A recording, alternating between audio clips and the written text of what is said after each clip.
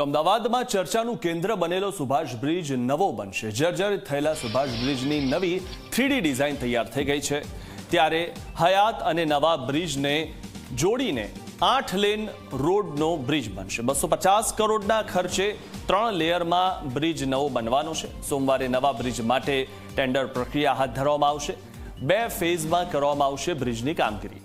તો પહેલા ફેઝમાં હયાત બ્રિજને રિપેર કરાશે અને બીજા ફેઝમાં નવા બ્રિજની કામગીરી શરૂ થશે।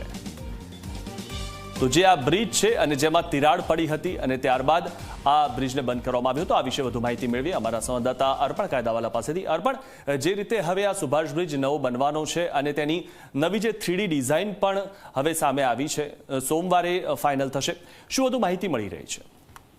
મિથુન, જે રીતે 4 ડિસેમ્બરથી સમગ્ર ઘટનાક્રમ આપણે જોયો ને, ગઈકાલે વિધિવત રીતે સત્તાવાર જાહેરાત મ્યુનિસિપલ કોર્પોરેશન તંત્ર, શહેરના મેયર, સ્ટેન્ડિંગ કમિટીના ચેરમેને જે રીતે સુભાષ બ્રિજ મામલે વિસ્તૃત વાત કરી, કઈ રીતનું હવે આગળનું આયોજન છે, એટલે એટલું ચોક્કસ નક્કી થઈ ચૂક્યું છે કે જે વર્તમાન બ્રિજ છે તેનું સુપર સ્ટ્રક્ચર એટલે કે પિલર સિવાયનો જે ભાગ છે તેને તોડી પાડવામાં આવશે। વર્તમાનમાં જ્યાં 5 પિલર છે ત્યાં બીજા 2 પિલર પણ બનાવવામાં આવશે, એટલે 7 પિલર ઉપર નવો ઉપરનો લેયર બનાવવામાં આવશે અને સાથે આ બ્રિજની આજુબાજુની નવી લેન પણ તૈયાર કરવામાં આવશે। એટલે જેની જે આ 3D ડિઝાઇન તૈયાર થયેલી છે, જે આપણે આપણા દર્શકોને બતાવી રહ્યા છે, એટલે લગભગ 250 કરોડનો આખો આ જે પ્રોજેક્ટ છે તે માટે સોમવારે ટેન્ડર પણ બહાર પાડવામાં આવશે, જેના આધારે કઈ કંપની આ નવો બ્રિજ બનાવવા માટે તૈયાર છે તે પણ સ્પષ્ટ થશે। એટલે જે પ્રમાણે પ્રથમ તો જે રિસ્ટોરેશનની વાત છે તેના માટે લગભગ 9 થી 10 મહિનાનો સમય લાગી શકે છે અને બાકીનો જે નવો બનાવવાનો સમય છે તેમાં પણ 1.5 થી 2 વર્ષ જઈ શકે, જેની ડિઝાઇન